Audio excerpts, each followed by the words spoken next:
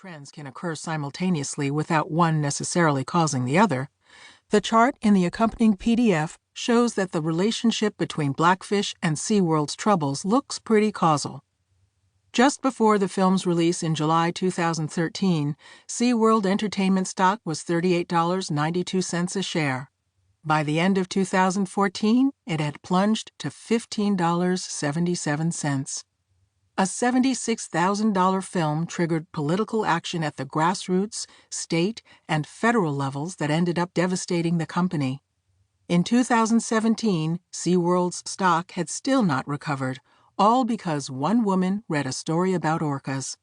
This cascading impact of the film has been dubbed the Blackfish effect.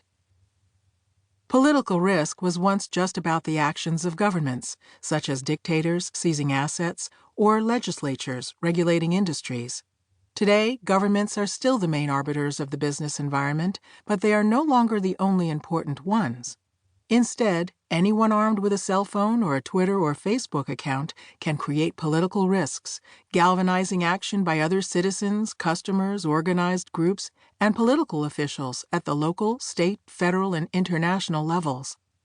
Events in far-flung places are affecting societies and businesses around the world at dizzying speeds. Anti-Chinese protests in Vietnam lead to clothing stockouts in America. Civil war in Syria fuels a refugee crisis and terrorist attacks in Europe, leaving nations reeling and the tourism industry shaken. Video of a United Airlines passenger being forcibly dragged off a plane in Chicago goes viral in China. A North Korean dictator launches a cyber attack on a Hollywood movie studio. This is not your parents' political risk landscape.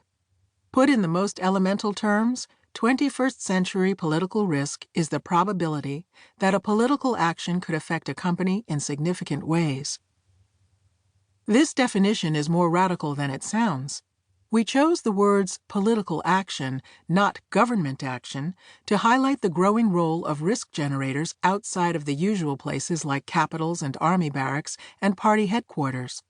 Increasingly, political actions that impact businesses are happening everywhere, inside homes, on the streets, and in the cloud, in chat rooms, dorm rooms, and boardrooms, in neighborhood bars and summit sidebars. Companies that want a competitive edge need to manage the risks generated by this widening array of global political actors, from documentary filmmakers to international institutions like the European Union.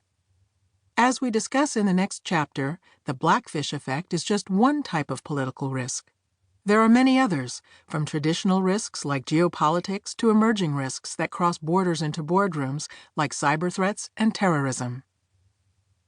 The idea of writing about political risk has been percolating between Amy and Condi for a while. In 2012, we decided to create a new intensive MBA class examining what global political risks are, how they are changing, and how businesses can best navigate them. Condi, who has been on the Stanford faculty for over 30 years, had recently returned after serving as President George W. Bush's National Security Advisor and Secretary of State. She had also served on the boards of Chevron, Transamerica, Hewlett-Packard, and Charles Schwab.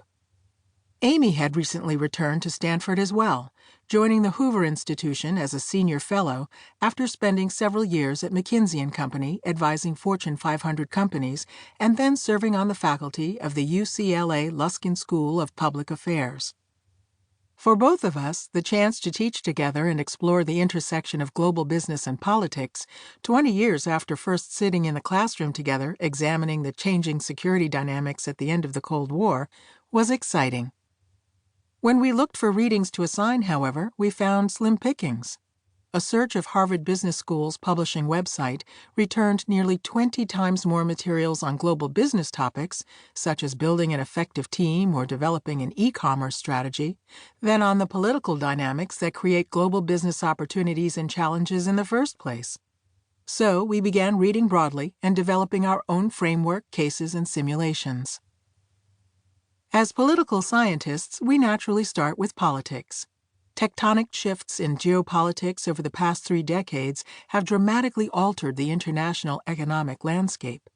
The opening of China and a market of 1.4 billion has had the greatest impact, but so too has the collapse.